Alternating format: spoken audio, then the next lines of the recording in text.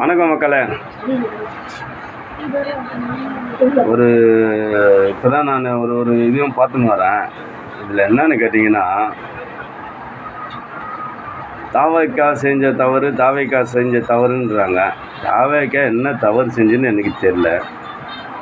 தாவேக்கா அரசியலில் வந்தது தவறா, இல்லை தாவேக்கா தலைவர் அவர் விஜய் ஜெயிச்சதுனால தவறா, இது என்ன என்றது எனக்கு ஒன்றும் புரியல. இப்போ ஒரு குழந்தை 10 வயசு சிறுமி இந்தமாதிரி பாலியல் தொடர்பில் இறந்துச்சுன்னு சொல்லிட்டு இது பண்ணுறாங்க. ரைட்டான ஒரு வார்த்தமான ஒரு கேள்வி நானும் கேட்குறேன். ஏன்னா இது மெயினான ஒரு விஷயத்தினால நான் கேட்குறேன். இது நல்லா கேட்டுங்க. இது என்ன ஏதுன்றது தான் நான் சொல்கிறேன். அவங்க பெற்ற தாய் ஒரு முடக்கு எதோ குடித்தாங்களாம். மூத்திரமா இல்லை வேறு எதுனா குடித்தாங்களான்றது எனக்கு தெரியல. ஏன்னா மூத்திரம்னா கூட நாற்று அடிக்கும், சரக்குனாலும் நாற்று அடிக்கும். குடிக்கும் போது மூத்திரத்தை குடித்தா கூட அதுவும் ஒரு கசப்புத்தன்மை வரும், இல்லைன்னா ஒரு எரிச்சல் ஒரு இதுவாக இருக்கும். அதேமாரி அந்த சரக்கம் குடித்தா மூத்திரத்தை குடிக்கிற போல தான் அந்த நாற்றமும் அடிக்கும். நல்லா புரிஞ்சுக்கிறீங்களா? அவங்க குடித்தது மூத்திரமா இல்லை சரக்கான்னு தெரியலையா. அவங்க வீட்டுக்கார் வாங்கின்னு குடிச்சிட்டு அதை எடுத்துன்னு உள்ளே வச்சுருக்காங்கன்னு சொல்கிறாங்க. இவளுக்கெல்லாம் ஒரு உண்மையாலும் ஒரு மனசாட்சி பெற்றவ தானே அவள். பேட்டி கொடுக்கவா போவா? நான் கேட்குறேன், ஒரு பெற்றவ பேட்டி கொடுக்கவா போவா? தாவேக்கா மேலே இதுன்னு சொல்லி ஒரு பேட்டி கொடுக்கவா போவா? நான் கேட்குறேன். அவள் பேட்டி கொடுக்க போகிறாளா? பெத்த புள்ளிய பறி கொடுத்தன்னு சொல்லிட்டு அவள் அதில் ஒரு கண்ணீரோடு போகிறாளா? நான் கேட்குறேன்.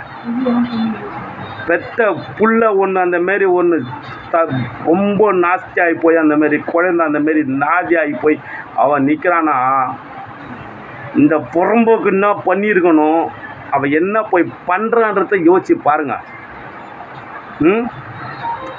இவ்வளோ மாரி நாதியாரி நாய்களால் தான் ஏகப்பட்ட குழந்தைங்கள் இந்தமாரி மாறுது. உண்மையாக சொன்னால் அவனுக்கு நீங்கள் தூக்கு தண்டனை கொடுக்குறீங்களோ இல்லையோ, இவ்வளோ மாரி ஆளுங்களை நீங்கள் கொடுங்க தூக்கு தண்டனை நான் கேட்குறேன். ஏன்னா யோசிச்சு பாருங்களேன். இடம் கொடுத்ததுனால தான் வீட்டுக்கு வந்திருக்கான் அவன். இடம் கொடுத்ததுனால தான் குடியும் வாங்கி கொடுத்துருக்கான் அவன். குடியை வாங்கி கொடுத்து இவளை போதையில் ஆக்கி இவளை கழுத்திட்டு அந்த பச்சை மண்ணை ஈத்துன்னு போய் அந்தமாரி செஞ்சுருக்கான். இந்தமாரி பரதேசி நாய்களை சத்தியமாக சொல்கிறேன், அந்த நாயை விட எங்கன்னா வேணாங்க, தயவு செஞ்சு சொல்கிறேன். அவனுங்களை தூக்கில் போடக்கூடாதுங்க. தயவு செஞ்சு தூக்கில் போடக்கூடாது. அவனை தூக்கு கயிற்றுல மாட்டிட்டு 2 பாதியாக வெட்டணுன்றேன். அப்போ தெரியும் 2 தூக்கு தண்டனைன்னு சொல்கிறாங்க பாருங்க. அது 2 தூக்கு தண்டனை ஒன்று கடுங்கால தண்டனை, ஒன்று மரண தண்டனைன்றாங்க பாருங்க. அது அந்தமாரி கொடுக்கக்கூடாது. நான் சொல்கிறேங்க, ஒரே ஒரு விஷயமா அந்தமாரி கொடுக்கக்கூடாதுங்க. தூக்கில் ஒன்று போடுங்க. தூக்கில் அவன் சாவறதுக்கு முன்னால் 2ஆ ஒன்று வெட்டுங்க. ஒன்று தூக்கில் தொங்கும் போது ஒரு தூக்கு தண்டனை, இன்னொன்று மரண தண்டனைன்றதுக்கு அவனை வெட்டும் போது அந்த இடத்துல ஒரு துடிதுடிப்பு இருக்கும், தூக்கில் போடும்போது ஒரு துடிதுடிப்பு இருக்கும். இதுதான் உண்மையான ஒரு இதுவாக இருக்கும். இதுதான் அந்த தூக்கு தண்டனைக்கும் இரட்டை தண்டனைக்குன்றதுக்கு ஒரு வித்தியாசமான ஒரு இதுவாக ஒரு தீர்வான இருக்கும். ஏங்க நான் கேட்குறேன், ஒவ்வொரு நாட்டில் போய் பாருங்கள். இந்தமாரி குழந்தைங்களுக்கும் சரி, குழந்தைங்கள விட்டுருங்க, நான் கேட்குறேன், குழந்தைங்கள விட்டுருங்க. சாதாரணமாக நீ ஒரு பொண்ணை நீங்கள் தொட்டாலே, ஒரு பொண்ணை தொட்டாலே இந்த தலை துண்டாக எடுத்து தூக்கி கடாசுறானுங்க. ஒவ்வொரு நாட்டில் அந்தமாரி நடக்குது.